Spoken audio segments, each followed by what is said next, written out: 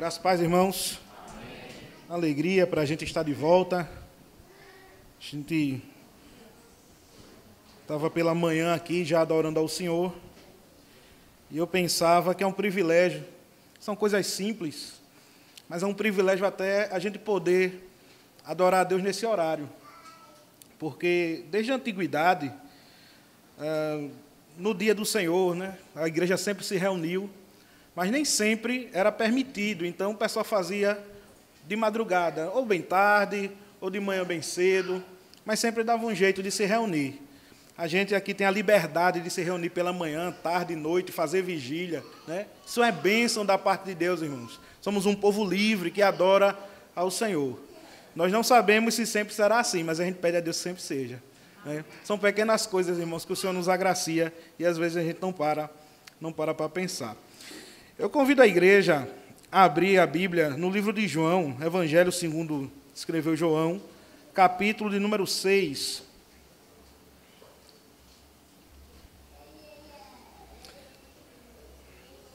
Verso 51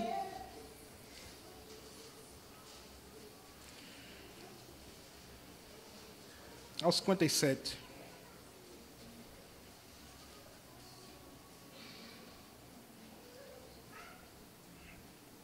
João 6, 51 ao 57. Diz assim: Eu sou o pão vivo que desceu do céu. Se alguém dele comer, viverá eternamente. E o pão que eu darei pela vida do mundo é a minha carne. Disputavam, pois, os judeus entre si, dizendo: Como pode este dar-nos a comer da sua própria carne? Respondeu-lhe Jesus: em verdade vos digo, se não comerdes a carne do Filho do Homem e não beberdes o seu sangue, não tendes vida em vós mesmos. Quem comer a minha carne e beber o meu sangue tem a vida eterna, e eu o ressuscitarei no último dia.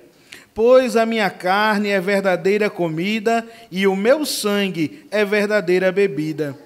Quem comer a minha carne e beber o meu sangue permanece em mim e eu nele. Assim como o Pai que vive me enviou, e igualmente eu vivo pelo Pai, também quem de mim se alimenta, por mim viverá. Oremos mais uma vez. Senhor Deus, muito obrigado, Senhor, pela porção lida da Tua palavra, Senhor. Muito obrigado, ó Deus, por termos liberdade de Te adorar. Ó Senhor, nós Te pedimos que sempre se conserve assim. Mas se algum dia, Senhor, não for assim, que nós possamos ainda persistir em cultuar a esse Deus que é digno de toda a honra, glória e louvor.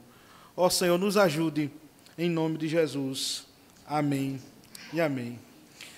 Quando eu trabalhava na indústria, certo dia eu cheguei para o supervisor da empresa e disse a ele que eu queria ser demitido. E eu pedi demissão, mesmo sabendo que eu iria perder alguns direitos. Não era a empresa que estava me colocando para fora, quebrando o contrato, mas eu estava pedindo para sair. Daí o supervisor perguntou o porquê, e eu dei uma resposta. Eu encontrei um emprego melhor. Eu encontrei coisa melhor.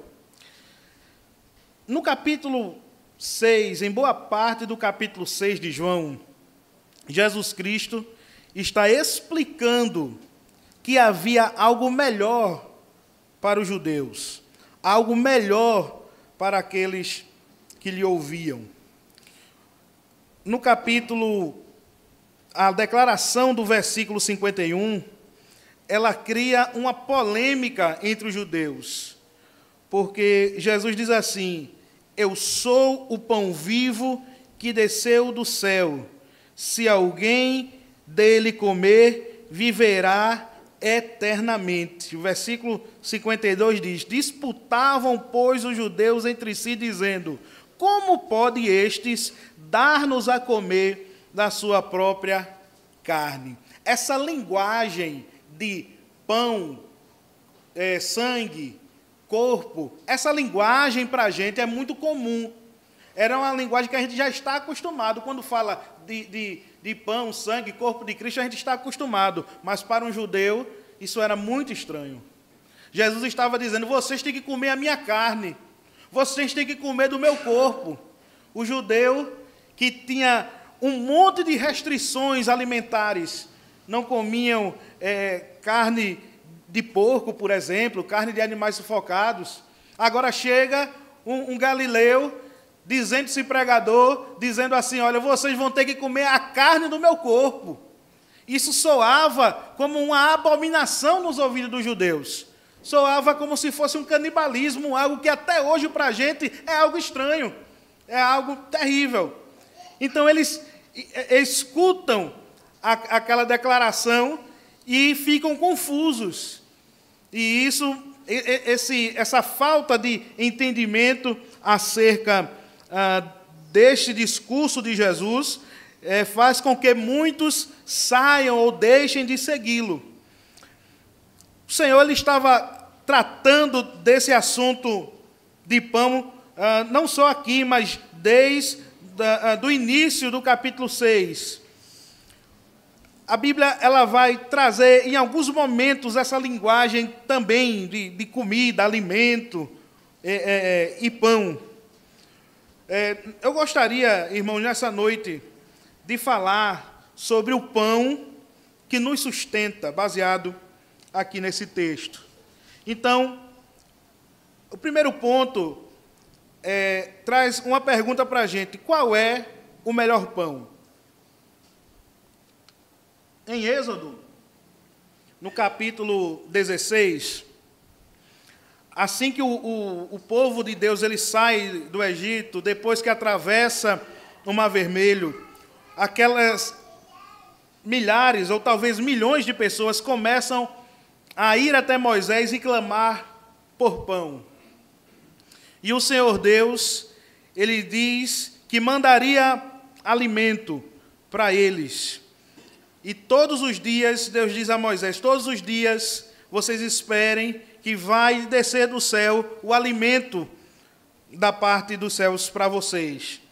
E descia ali um maná, a própria Bíblia diz que era uma coisa branca, quase transparente, que tinha gosto de mel. Aquilo era usado para fazer bolos, era usado para fazer pães, e foi o alimento de Israel durante aqueles 40 anos de deserto. O maná ele só vai parar de cair no livro de Josué, quando eles entram na terra prometida e diz que ali cessou, porque agora eles iam viver da terra, daquilo que eles produzissem. Mas durante aqueles 40 anos, Deus mandou o alimento para o seu povo. Ele mandou algo que eles chamavam ali de maná e também chamavam de pão do céu. Era uma manifestação poderosa, maravilhosa de Deus, porque Deus disse, olhe, o sábado vocês têm que guardar, vocês não podem trabalhar no sábado, vocês não podem ir até o campo pegar esse alimento no sábado, vocês têm que confiar que eu vou mandar o dobro na sexta-feira, vocês escolham o dobro somente na sexta-feira, porque daí vocês já comem no sábado sem precisar colher. Isso era para que o povo entendesse que eles eram completamente dependentes de Deus, porque se eles colhessem na segunda, na terça, na quarta, na quinta, outro dia da semana, apodreceria aquele maná, apodreceria aquele alimento. Mas quando eles pegavam na sexta, não apodrecia, porque o Deus, irmãos, que ordenou que eles descansassem, que eles cultuassem no dia santo, era o Deus que os sustentaria, era o Deus que os manteria abastecidos. Deus providenciou durante tanto tempo, isso foi um marco, porque foi algo único da manifestação do poder de Deus na história do seu povo. Agora, aqui no capítulo 6, nos versículos 1 ao 15, nós vemos Jesus multiplicando pão e peixe. Havia uma grande multidão, milhares de pessoas, e daí é perguntado de que forma eles fariam para alimentar a multidão. Confusão entre os discípulos, eles em dúvida, ou alguns mandando o povo, achando melhor mandar o povo embora para casa, para eles não padecerem fome. Mas aí alguém aparece com pães e peixes, e Jesus manda que eles sentem e distribuem ali, e aquilo que era um pouco de pão e um pouco de peixe, sobram 12 cestos, cheios ainda do que restou daquela alimentação deles. O número 12 é simbólico aqui, porque ele faz referência às 12 tribos de Israel, ele faz referência aos 12 apóstolos, que por fim falam da totalidade da igreja. Simbolizam, irmãos, que aquele Deus que alimentou as 12 tribos lá no capítulo 16 de Êxodo, agora estava se manifestando com grande poder por meio do seu Filho Jesus Cristo. Aquilo que foi feito no passado, durante aqueles 40 anos e cessou. Cristo agora faz esse milagre da multiplicação para mostrar que o mesmo Deus que operou no passado estava operando agora no meio do seu povo novamente. Só que desta vez, irmãos, ele não estava operando com meios invisíveis, ele estava operando porque o seu Filho em carne e osso, o Verbo que se fez carne, estava no meio do seu povo, abençoando o pão, abençoando o peixe, multiplicando e fartando a todos.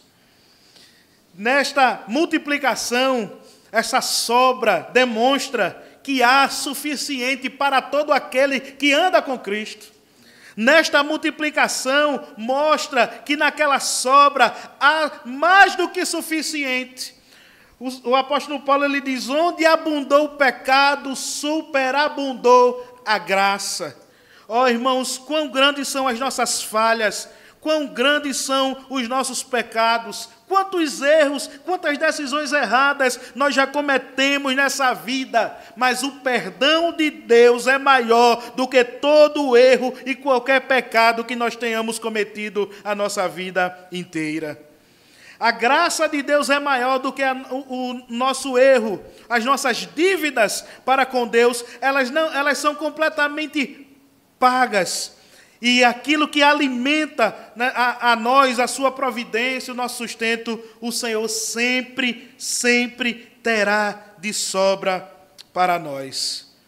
Às vezes nos falta fé, às vezes nos falta confiança no Senhor, e isso é uma fraqueza também do nosso coração. Mas nós vemos aqui, irmãos, dois tipos de pão que desceu do céu.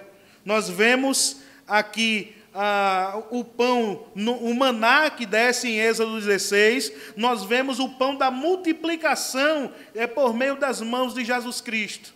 A partir disso, aquela grande multidão começa a seguir Cristo por onde Cristo andasse. Eles já vinham seguindo, mas depois dessa multiplicação, Jesus atravessa um lago, né, e as pessoas vão atrás dele. Chegando lá, Jesus diz, vocês estão comigo porque vocês estão crendo em mim ou porque vocês querem comer mais pão? Aquelas pessoas tinham visto um grande sinal, mas eles não estavam tão interessados em Deus ou no poder de Deus, mas sim no que eles poderiam se beneficiar daquilo que Jesus podia fazer. A partir de então, Jesus começa um discurso acerca do verdadeiro pão. A partir de então, por causa dessa multidão que estava atrás de Jesus, querendo que ele voltasse a multiplicar comida, ele começa a falar qual é o melhor pão. No verso 48, ele diz assim, versículo 48 do capítulo 6, eu sou o pão da vida. Vossos pais comeram o maná no deserto e morreram. Este é o pão que desce do céu, para que todo o que dele comer não pereça. O Senhor, ele trata aqui do maná, ele está tratando a situação dos pães físicos ali, os pães de trigo que haviam sido multiplicados, Mas o Senhor diz àquele povo que ainda existia um pão melhor do que aquele que havia descido no deserto e melhor do que aquele que havia sido multiplicado. E este pão se tratava dele mesmo, a sua pessoa. Provavelmente, você já se alimentou hoje. Você já tomou café, você almoçou, não sei se deu tempo de jantar. Provavelmente você já se alimentou. Mas, meus irmãos, glória a Deus por isso, né? Que nos alimentamos. Mas, meus irmãos, o Senhor Jesus, Ele estava dizendo àquela multidão que existia um alimento mais excelente do que aquele que eles haviam se alimentado em sua refeição. E ainda há, irmãos, algo melhor para nós nesta noite. Porque nós viemos aqui também nos alimentar, não de comida, não do pão que perece, mas o Evangelho de nosso Senhor Jesus Cristo, que é o próprio Cristo. Ele é esse alimento único para as nossas almas. Não há nada que possa saciar a nossa fome, a nossa sede de Deus, que não seja o Evangelho da nossa salvação. Existe em muitos lugares, muitos tipos de práticas e rituais, muitos tipos de palestras, irmãos, que podem nos alegrar o coração por um determinado momento, que pode fazer a gente até se emocionar, mas, irmãos, aquilo que alimenta de fato o nosso coração, a nossa alma, é a boa notícia de que Jesus morreu para perdoar os nossos pecados.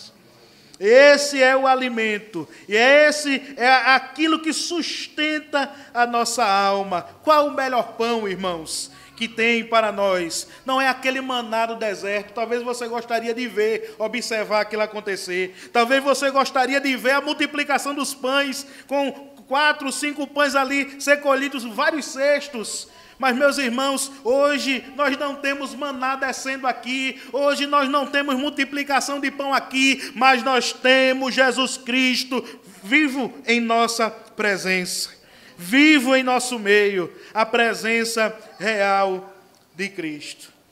Qual o significado, irmãos, de comer o pão dos céus?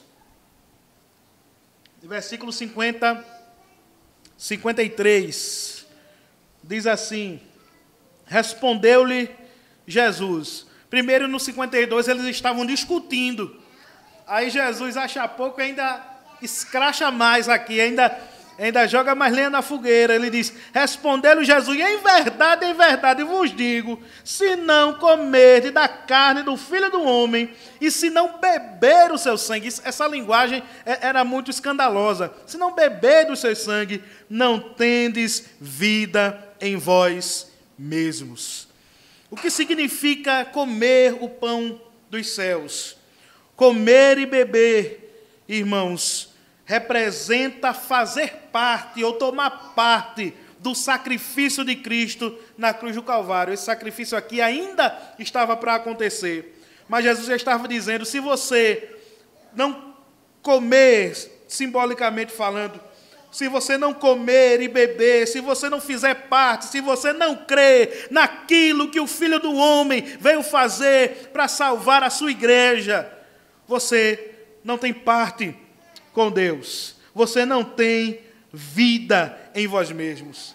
Comer e beber é abraçar a Cristo pela fé e, através dessa união, ter a vida eterna. Irmãos, comer e beber o sangue de Cristo não é participar apenas de uma reunião cristã como essa. Não é simplesmente andar com roupa cristã, ou ouvir música cristã, ou andar com a Bíblia na mão, mas é ter um relacionamento onde a carne e o sangue de Cristo, ele serve não só como um símbolo ou como um quadro numa parede, mas que ele de fato é o alimento vivo para as nossas almas. É o Evangelho de Jesus Cristo que transforma o coração, que muda as mentes, que quebra as correntes que o diabo outrora havia colocado em nós, mas elas foram quebradas completamente por Jesus. Comer o pão é participar da comunhão do Pai, do Filho e do Espírito Santo. É estar em paz com Deus. É estar participando da sua mesa, do seu memorial, das suas celebrações de coração pleno. Verso 54. Quem comer a minha carne e beber o meu sangue tem a vida eterna, e eu ressuscitarei no último dia. Observe que ele diz assim, aquele que fizer isso tem a vida eterna, ele recebe a vida eterna. Ele adentra a vida eterna com Deus, mas ele diz assim, eu ressuscitarei no último dia. Em Romanos, capítulo 8, verso 30, o apóstolo Paulo, ele diz assim, e aos que predestinou, a esses também chamou, e aos que chamou, a esses também justificou, e aos que justificou, a esses também glorificou. O apóstolo Paulo estava dizendo aos romanos que antes que Deus criasse todas as coisas, ele já conhecia o seu povo. E a esses que ele antes conheceu, ele também predestinou. Todos esses verbos, eles estão numa forma definida. No grego se chama aoristo perfeito. Então ele fala, aos que predestinou, uma obra completa, uma coisa acabada, terminada, esse também chamou. E aos que chamou, justificou. Isso é o que aconteceu conosco. Deus escreveu o nosso nome no livro da vida, na eternidade. Em algum momento ele nos chamou à salvação, através da pregação da palavra.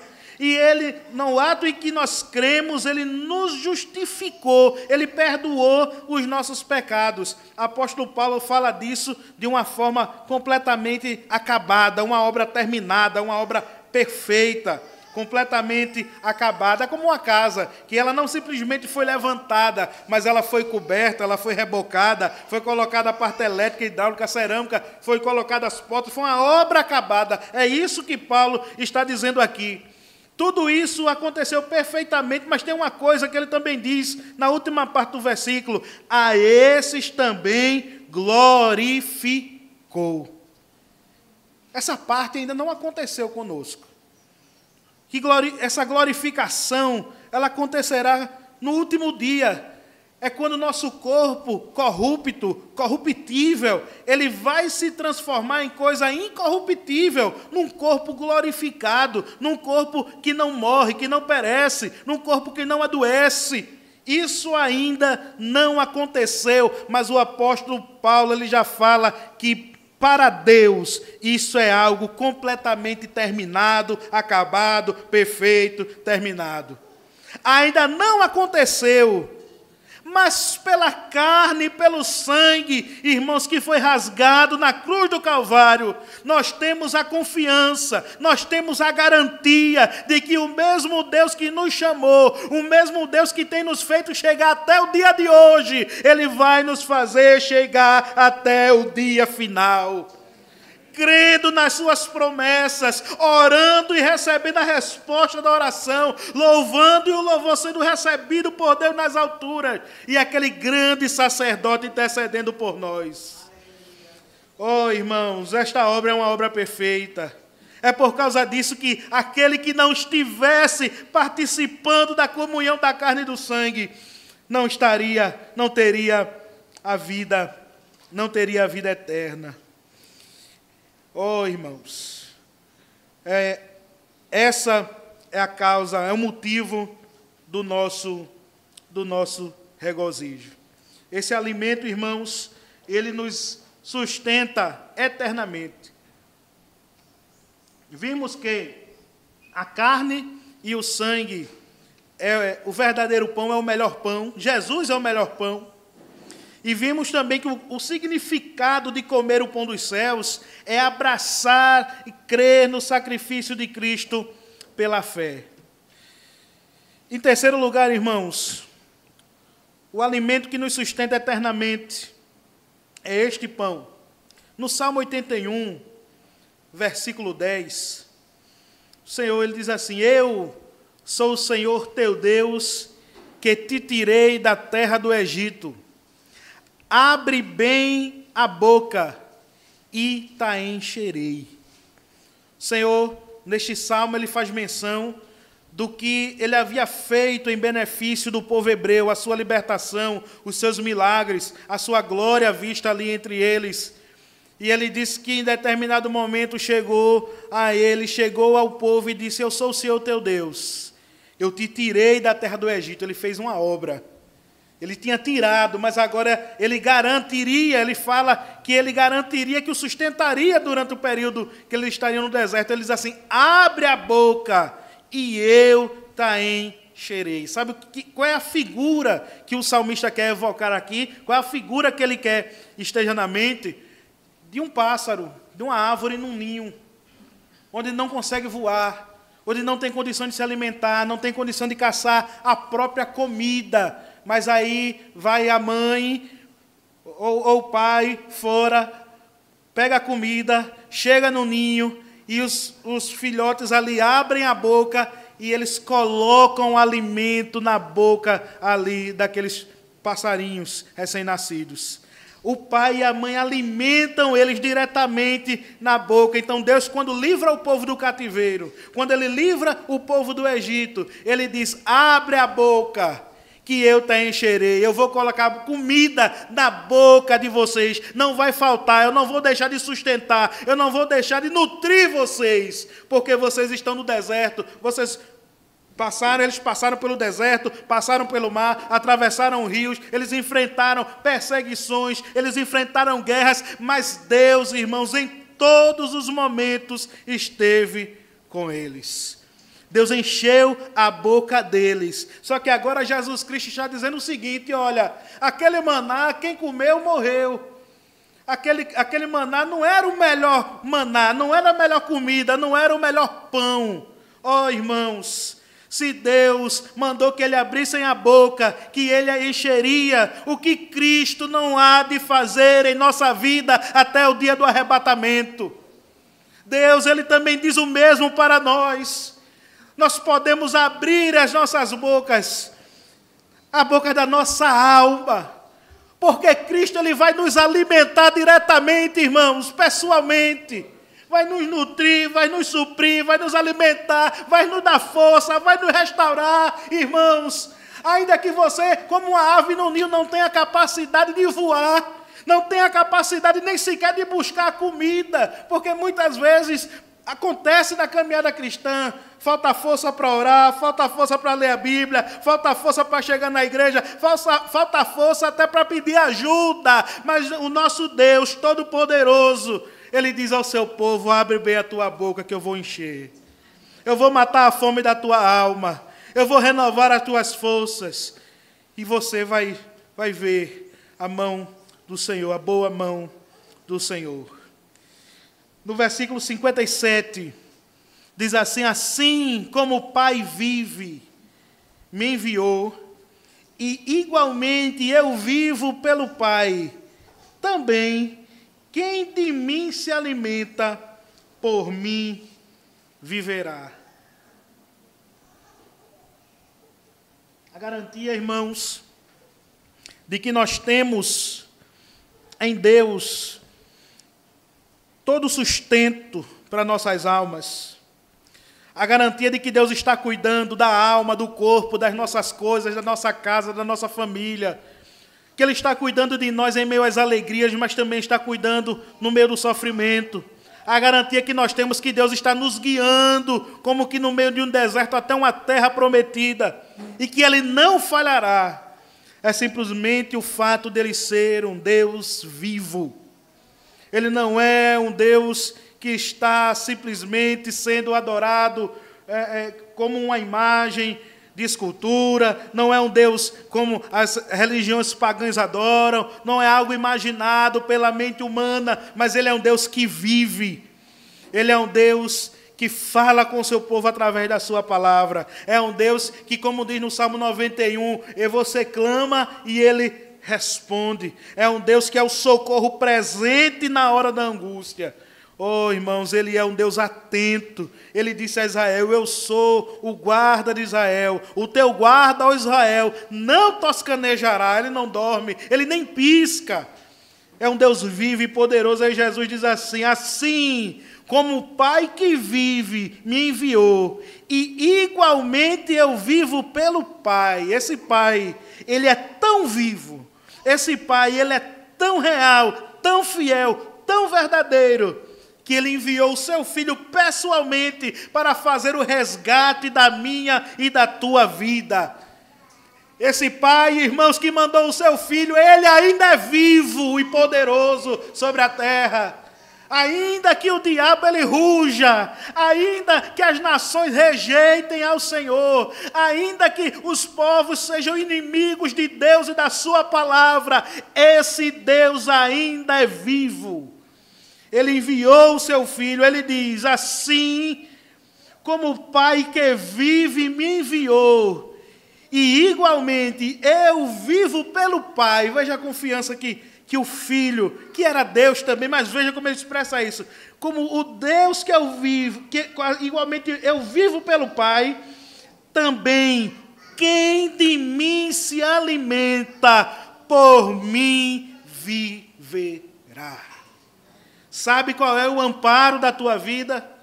Sabe quem é que sustenta as tuas mãos? Quem é que apruma os teus passos? Sabe quem é que te alimenta no dia a dia? É o próprio Deus. É o próprio Deus por meio do seu Filho, Jesus Cristo.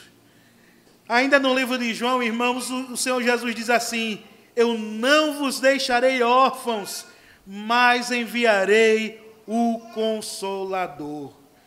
O Senhor, Ele envia o Filho, e ambos enviam o seu Espírito Santo, para que a gente não esteja nesse mundo como órfão, sem pai e sem mãe. Nós temos um Pai, irmãos. Nós não somos desamparados, desorientados. Nós não somos desabrigados, mas a glória de Deus tem nos abrigado na presença do seu Santo Espírito. É a garantia de que você permanecerá vivo. É a garantia que você tem de que você viverá eternamente. Oh, irmão, e se eu morrer? Se você morrer, morre no corpo, mas a alma vive. E no dia certo, o corpo ressuscitará. Sabe por quê? Porque Ele também já ressuscitou. Glória a Deus. Aplicações, irmãos. O que nos faz andar atrás de Jesus, com esta grande multidão que o adora? É o bem material? São as promessas de prosperidade? Olha, eu estou aqui na igreja há 5 meses, já tenho 2 empresas, já tenho 10 milhões na conta. Tudo depois que eu cheguei aqui é isso? Não é isso. Ninguém aqui tem isso. Também não seria errado se tivesse alguém esse valor na conta. No entanto, irmãos, devemos sempre analisar o que é que nos motiva, se é aquilo que perece ou se é aquilo que é eterno. Em vez de nós pensarmos no que Deus pode ainda fazer pela gente, a gente tem que mudar o tom dessa pergunta e ela deve ser feita assim: o que é que eu posso fazer por este Deus que já me salvou? De que forma eu posso me empenhar? De que forma eu posso glorificar? De que forma eu posso servi-lo em tudo aquilo que eu faço? Porque Ele já me deu mais do que suficiente, que foi o seu Filho. Existe muita gente na igreja pela motivação errada. Ano passado, final do ano passado, eu vi no Instagram a foto de uma pessoa, e era uma pessoa que eu conversei com ele algumas vezes. e ele me dizia que só serviria a Deus, só seguiria a Cristo quando ele tivesse coisas materiais. Ele tinha as metas dele financeiras. Ele disse: quando eu conseguir tal coisa, eu vou servir a Deus. Eu fiz esse voto. E ano passado, infelizmente, esse homem faleceu. E eu me lembrei disso, irmãos. E eu não sei até onde... Eu nunca soube que aquele homem serviu a Cristo. Mas ele queria que Deus fizesse algo financeiro, material, por ele. Mas isso é porque ele não entendeu o que Deus fez por ele, mandando o seu filho para morrer numa cruz. A nossa motivação, ela tem que estar alinhada com o propósito do Evangelho, que é resgatar as nossas almas da perdição. Que nós possamos fazer isso, saber que o sacrifício de Cristo é suficiente e Deus não precisa fazer mais nada. Ele vai fazer, irmãos. Ele disse que ia fazer mais, continuar fazendo por nós. E isso é um produto do sacrifício, porque o sacrifício de Cristo é o máximo que foi feito por nós. Mas Calvino dizia assim, eu não preciso, ele dizia, não de forma arrogante, mas de forma piedosa, eu não preciso que Deus faça nenhum milagre na minha vida para eu crer nele. Não era porque Calvino não acreditava em milagre, ele cria no poder de Deus, mas é porque, para ele, o que a Bíblia dizia, já bastava para ele crer. Segunda coisa, meus irmãos, e última, você entende que o seu devocional, as suas práticas religiosas, o culto, a oração, leitura da Bíblia, comunhão com os irmãos, ceia do Senhor, você entende que tudo isso serve de alimento para a sua alma? Você entende que quando você deixa de fazer qualquer uma dessas coisas, a sua alma está deixando de ser alimentada?